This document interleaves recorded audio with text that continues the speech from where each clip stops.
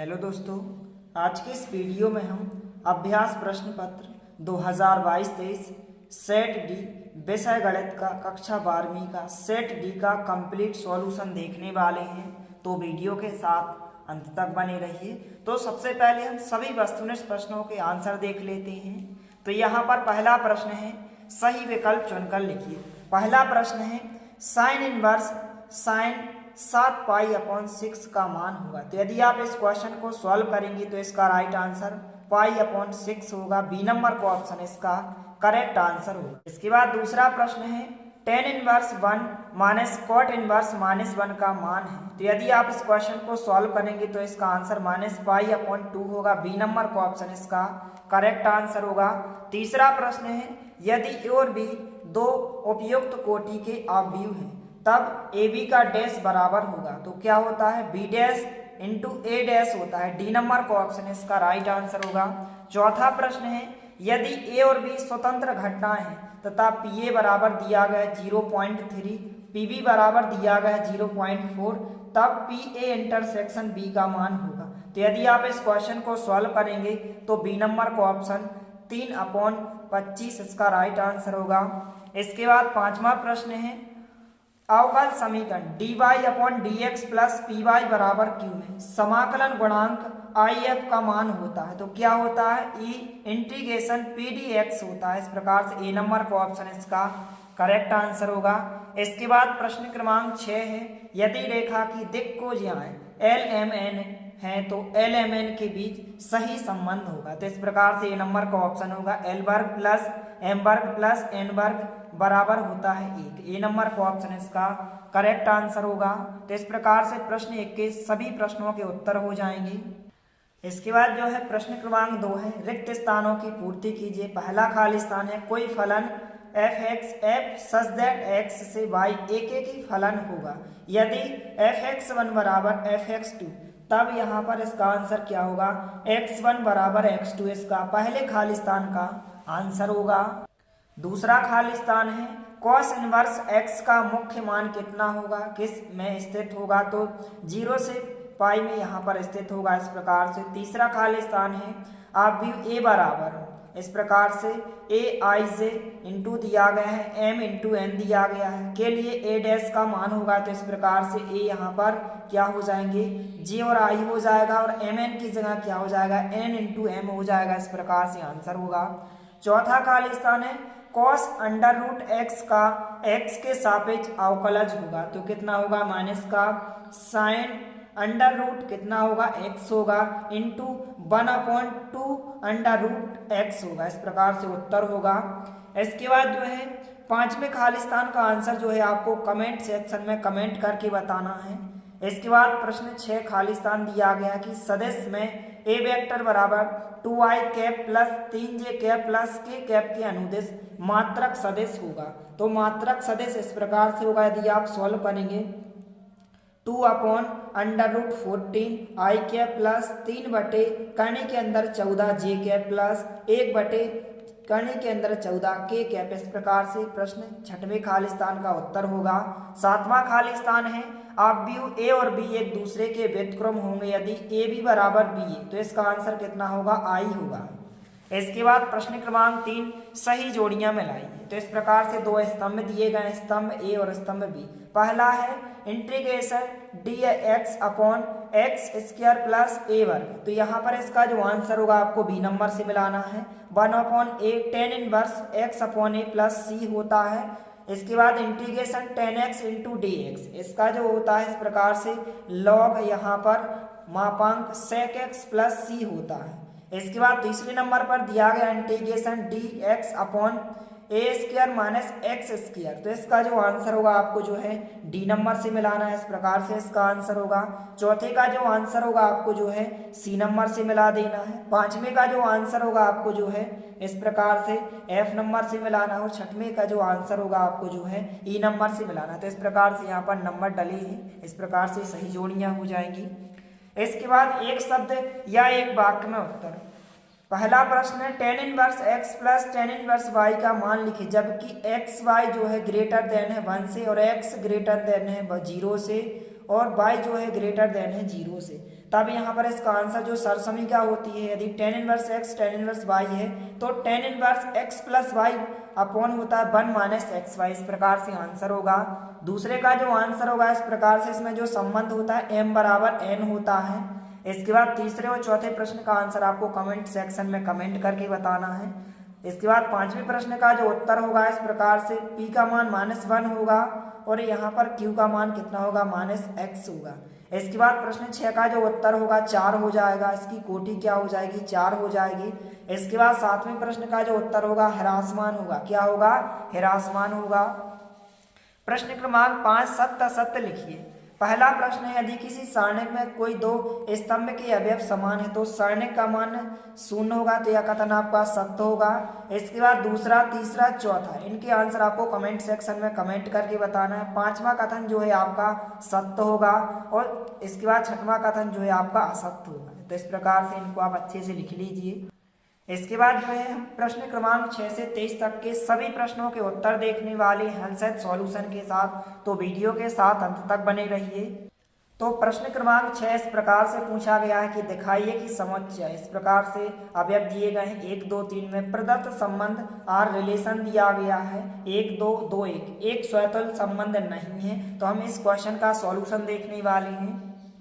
तो इस प्रकार से यह प्रश्न क्रमांक 6 के यहाँ पर हल हो जाएगा। आपको यहाँ से लेकर यहाँ तक इस प्रश्न के हल को आपको अच्छे से लिख लेना है। इस प्रकार से प्रश्न 6 का हल हो जाएगा, इसको आप अच्छे से नोट करें।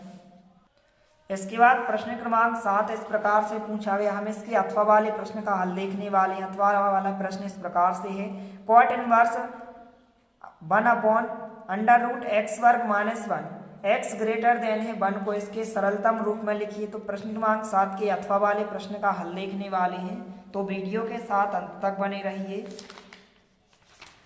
तो इस प्रकार से जो है प्रश्न क्रमांक 7 के अथवा वाले प्रश्न का हल हो जाएगा। इस प्रकार से आपको यहाँ से लेकर यहाँ तक इसको अच्छे से आपको लिख लेना है। इस प्रकार से आंसर हो जाएगा, इस प्रकार से। इसके बाद प्रश्न क्रमांक 8 का हम इस प्रश्न का हल देखने वाले हैं। x तथा y का मान ज्ञात करना है और x प्लस y का मान ज्ञात करना है, तो इसका हम हल देखने वाले हैं। और इसके अथवा में जो प्रश्न दिया गया इस प्रकार से दिया गया है, तो हम जो है इस प्रश्न का हल देखते हैं। यह सरल प्रश्न है थोड़ी, तो हम इसका हल देखने वाले हैं। तो इस प्रकार से इसके हल को आप अच्छे से नोट कर लीजिए। प्रश्न क्रमांक 8 के अथवा वाले प्रश्न का सबसे पहले दिया है a और b इस प्रकार से, फिर इसके बाद हमें 3a - b का मान ज्ञात करना है। तो इस प्रकार से आप हल करेंगे, इस प्रकार से इसको आप नोट करते जाइए। तो इस प्रकार से आंसर हो जाएगा। और इसी प्रकार से आपको बोर्ड एग्जाम के पेपर में भी इस प्रकार से आपको लिखना है। इस प्रकार से इसका हल हो जाएगा, इसको आप अच्छे से नोट करें। इसके बाद जो है प्रश्न क्रमांक 9 का अथवा वाले प्रश्न का हल देखने वाले हैं। log cos x का x के सापेक्ष अवकलन कीजिए, तो हम इसका हल देखने वाले हैं। तो वीडियो के साथ अंत तक बने रहिए। तो इस प्रकार से प्रश्न 9 के अथवा वाले प्रश्न का हल हो जाएगा। सबसे पहले आपको यहाँ से लेकर यहाँ तक लिखना है, फिर इसके बाद आप यहाँ से लेकर यहाँ तक लिखेंगे। इस प्रकार से प्रश्न 9 के अथवा वाले प्रश्न का हल हो जाएगा। इसके बाद जो है प्रश्न क्रमांक 10, प्रश्न क्रमांक 10 इस प्रकार से दिया गया कि दिखाइए कि प्रदत्त फलन f(x) बराबर दिया गया 3x + 2 x belongs to r, r पर वर्धमान फलन है। तो हम इसका हल देखने वाले हैं, तो वीडियो के साथ अंत तक बने रहिए। तो इस प्रकार से प्रश्न क्रमांक 10 का हल हो जाएगा। आपको जो है यहाँ से लेकर यहाँ तक इस प्रश्न के हल को आपको अच्छे से लिख लेना है। इस प्रकार से इसका उत्तर हो जाएगा। इसके बाद नेक्स्ट क्वेश्चन है प्रश्न क्रमांक 11 इस प्रकार से दिया गया, हवा के एक बुलबुले की त्रिज्या 1/5 सेंटीमीटर पर सेकंड की दर से बढ़ रही है। बुलबुले का आयतन किस दर से बढ़ रहा है जबकि त्रिज्या 2 सेंटीमीटर है। और इसके अथवा में जो प्रश्न दिया गया इस प्रकार से दिया गया, किसी वृत्त की त्रिज्या 0.2 सेंटीमीटर पर सेकंड की दर से बढ़ रही है, इसके परिधि की वृद्धि दर ज्ञात कीजिए। तो हमें इसका हल देखने वाले हैं। प्रश्न क्रमांक 11 के अथवा वाले प्रश्न का उत्तर, तो वीडियो के साथ अंत तक बने रहिए। तो इस प्रकार से प्रश्न क्रमांक 11 के अथवा वाले प्रश्न का हल होगा। आपको जो है सबसे पहले यहाँ से लेकर यहाँ तक लिखना है, फिर इसके बाद थोड़ा सा और दिया गया है। इसके बाद जो है आपको यहाँ से लेकर यहाँ तक इस प्रश्न के हल को आपको अच्छे से लिख लेना है। इसके बाद नेक्स्ट क्वेश्चन है प्रश्न क्रमांक 12 का जो अथवा वाला प्रश्न दिया गया है, मान ज्ञात कीजिए। इंटीग्रेशन 1 - x इंटू में दिया गया √x dx, इसका हमें इंटीग्रेशन करना है अर्थात समाकलन करना है, तो हमें इसका हल देखने वाले हैं। तो वीडियो के साथ अंत तक बने रहिए। तो इस प्रकार से प्रश्न क्रमांक 12 के अथवा वाले प्रश्न का हल हो जाएगा। आपको यहाँ से लेकर यहाँ तक इस प्रश्न के हल को आपको अच्छे से लिख लेना है। इसके बाद नेक्स्ट क्वेश्चन है प्रश्न क्रमांक 13। प्रश्न क्रमांक 13 इस प्रकार से पूछा गया है, यदि एक रेखा के दिक् अनुपात -3, 2, -1 है तो इसकी दिक् को ज्ञात कीजिए। तो हम इस प्रश्न का हल देखने वाले हैं, तो वीडियो के साथ अंत तक बने रहिए। तो इस प्रकार से प्रश्न क्रमांक 13 का हल हो जाएगा। सबसे पहले जो है आपको यहाँ से लेकर यहाँ तक इस प्रश्न के हल को लिखना है। तो इस प्रकार से इसको आप अच्छे से नोट करें। इसके बाद आगे दिया गया तो इसको आप अच्छे से नोट करते जाइए। इस प्रकार से हल दिया गया है तो आप अच्छे से इसको लिखते जाइए। इस प्रकार से हल दिया गया है और आगे भी दिया गया है। तो इस प्रकार से अतः रेखा की दिक् को ज्याएं इस प्रकार से हो जाएंगे, इसका हल हो जाएगा। इसको आप अच्छे से नोट करें। इसके बाद प्रश्न क्रमांक 14 दिया गया है कि सदिश ए वेक्टर बराबर i cap plus 2j cap plus 3k cap का सदिश बी वेक्टर बराबर i cap plus 3j cap plus k cap पर प्रक्षेप ज्ञात कीजिए। तो हमें इसका सॉल्यूशन देखने वाले हैं, तो वीडियो के साथ अंत तक बने रहिए। तो इस प्रकार से प्रश्न क्रमांक 14 का हल होगा। सबसे पहले आपको यहाँ से लेकर यहाँ तक लिखना है, फिर इसके बाद थोड़ा सा नीचे दिया गया तो इसको आप अच्छे से नोट करते जाइए। तो इस प्रकार से आपको यहाँ तक इस प्रश्न के हल को आपको अच्छे से लिख लेना है। इसके बाद नेक्स्ट क्वेश्चन है प्रश्न क्रमांक 15, सदिश ए वेक्टर बराबर 2i cap minus j cap plus 5k cap के अनुदिश एक ऐसा सदिश ज्ञात कीजिए जिसका जो परिमाण है 5 इकाई हो। तो हमें इसका सॉल्यूशन देखने वाले हैं। तो इस प्रकार से प्रश्न क्रमांक 15 का हल होगा। सबसे पहले आपको यहाँ से लेकर यहाँ तक लिखना है, फिर इसके बाद आपको जो है यहाँ से लेकर यहाँ तक प्रश्न क्रमांक 15 के हल को आपको अच्छे से लिख लेना है। इसके बाद जो है हम प्रश्न क्रमांक 16 के अथवा वाले प्रश्न का हल देखने वाले हैं। इस प्रकार से प्रश्न पूछा गया है, वक्र y वर्ग बराबर 4x एवं रेखा x बराबर 3 से घिरे क्षेत्र का क्षेत्रफल ज्ञात कीजिए। तो इसका सॉल्यूशन देखने वाले हैं। तो इस प्रकार से प्रश्न 16 के अथवा वाले प्रश्न का हल होगा। सबसे पहले आपको यहाँ से लेकर आपको यहाँ तक अच्छे से लिखना है। इसके बाद थोड़ा सा नीचे दिया गया तो इसको आप अच्छे से लिखते जाइए वीडियो को रोककर, या फिर आप स्क्रीनशॉट लेकर इस प्रश्न के हल को आप अच्छे से लिख सकते हैं। इस प्रकार से आपको यहाँ तक अच्छे से लिख लेना है और इस चित्र को भी आपको अच्छे से बना लेना है। इसके बाद जो है प्रश्न क्रमांक 17 इस प्रकार से पूछा गया है कि अवकल समीकरण ex plus E minus x की पावर dy माइनस ई पर x की पावर माइनस ई पर माइनस एक्स की पावर dx बराबर 0 को हल कीजिए। तो इसका हल देखने वाले हैं, तो वीडियो के साथ अंत तक बने रहिए। तो इस प्रकार से जो है प्रश्न 17 का हल हो जाएगा। सबसे पहले आपको यहाँ से लेकर यहाँ तक लिख लेना है। तो इसको आप अच्छे से नोट करते जाइए। इस प्रकार से यहाँ पर उत्तर हो जाएगा। तो इस प्रकार से आपको लिखते जाना है। इस प्रकार से जो है आपको यहाँ तक इस प्रश्न के हल को आपको अच्छे से लिख लेना है। इसके बाद जो है प्रश्न क्रमांक 18 में जो अथवा वाला प्रश्न पूछा गया है इस प्रकार से दिया गया है। यहाँ पर प्रश्न क्रमांक 18 ही दिया गया है। इस प्रकार से 3 समीकरण दिए गए रैखिक प्रोग्रामन समस्या z बराबर 200x प्लस 500y को हल कर न्यूनतम मान आपको ज्ञात करना है। तो हम प्रश्न क्रमांक 18 का हल देखने वाले हैं, तो वीडियो के साथ अंत तक बने रहिए। तो इस प्रकार से प्रश्न क्रमांक 18 के हल को आप अच्छे से नोट करते जाइए। सबसे पहले आपको यहाँ से लेकर यहाँ तक लिखना है। तो इसको आप अच्छे से नोट करते जाइए और इस तालिका को भी आपको अच्छे से बना लेना है। इस प्रकार से इसके हल को आप अच्छे से नोट करते जाइए। इस प्रकार से दिया गया है तो आपको यहाँ तक लिखना है। इसके बाद थोड़ा सा आगे दिया गया है। इसके बाद जो है आपको इस ग्राफ को भी अच्छे से बना लेना है। इसके बाद जो प्रतिच्छेदी बिंदु आ जाएंगे इस प्रकार से 4 और 3 आ जाएंगे। इसके बाद कोणीय बिंदु और z का मान इस प्रकार से आप इस तालिका को बनाएंगे। तो इस प्रकार से नीचे आता है न्यूनतम मान कितना हो जाएगा, RS 2300 होगा। इस प्रकार से उत्तर हो जाएगा। इसके बाद नेक्स्ट क्वेश्चन है प्रश्न क्रमांक 19 का अथवा वाला प्रश्न इस प्रकार से दिया गया है। इसमें जो है हमें PA का मान दिया गया और PB का मान दिया गया। हमें ज्ञात करना है PA यूनियन B का और PA अपॉन B का मान हमें ज्ञात करना है। तो हमें इसका सॉल्यूशन देखने वाले हैं प्रश्न क्रमांक 19 के अथवा वाले प्रश्न।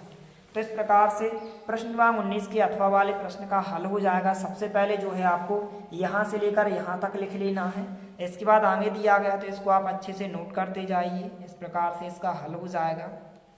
इस प्रकार से दिया गया है तो इसको आप अच्छे से नोट करें और सभी प्रश्नों को आपको जितने भी A, B, C, D सभी विषय के 4 सेट दिए गए हैं, इनको आपको अच्छे से तैयार कर लेना है, क्योंकि इन्हीं में से जो है 50% क्वेश्चन जो है आपके बोर्ड एग्जाम में पूछे जाएंगे। तो इस प्रकार से हल हो जाएगा। यहाँ तक आपको अच्छे से लिख लेना है।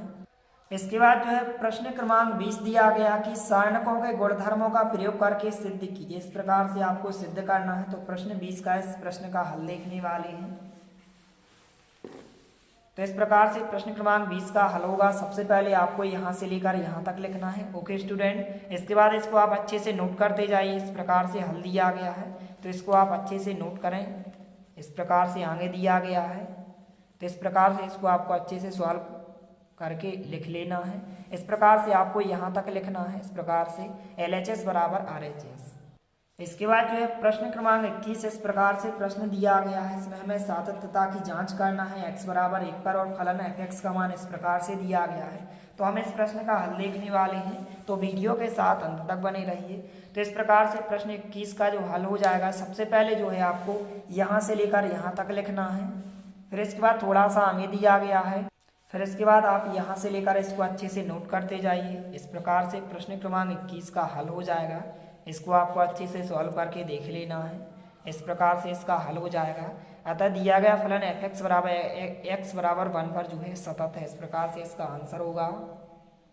इसके बाद प्रश्न क्रमांक 22 है, ज्ञात कीजिए इंटीग्रेशन x वर्ग log x इंटू dx का मान। तो प्रश्न क्रमांक 22 का हल देखने वाले हैं।